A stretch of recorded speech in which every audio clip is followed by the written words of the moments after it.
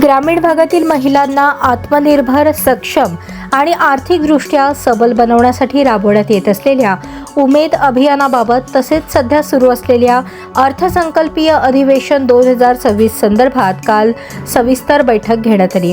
महिलांच्या बचत गटांना अधिक बळकटी देणे, स्वयंरोजगार व लघु उद्योगांना चालना देणे, कौशल्य विकास प्रशिक्षणाची व्याप्ती वाढवणे, उत्पादित वस्तूंना बाजारपेठ उपलब्ध करून देणे आणि शासकीय योजनांचा लाभ तळागाळातील महिलांपर्यंत प्रभावीपणे पोहोचवणे यावर बैठकीत सखोल चर्चा करण्यात आली। अर्थसंकल्पीय अधिवेशन 2026 दरम्यान ग्रामीण विकास, महिला सक्षमीकरण, स्वयंसहायता गटांसाठी वित्तीय तरतुदी, पायाभूत सुविधा आणि सामाजिक सुरक्षा विषयक योजनांबाबत ठोस भूमिका मांडण्याबाबतही विचार विनिमय झाला। राज्याच्या सर्वांगीण विकासासाठी आणि समृद्ध ग्रामीण महाराष्ट्र घडवण्यासाठी अधिवेशनात प्रभावी मांडणी करण्याचा निर्धार यावेळी व्यक्त करण्यात आला। यावेळी भाजपचे ज्येष्ठ नेते माजी मंत्री सुधीर मुनगंटीवार, ग्रामविकास आणि पंचायत राज खात्याचे प्रधान सचिव एकनाथ डवले आणि संबंधित अधिकारी उपस्थित होते।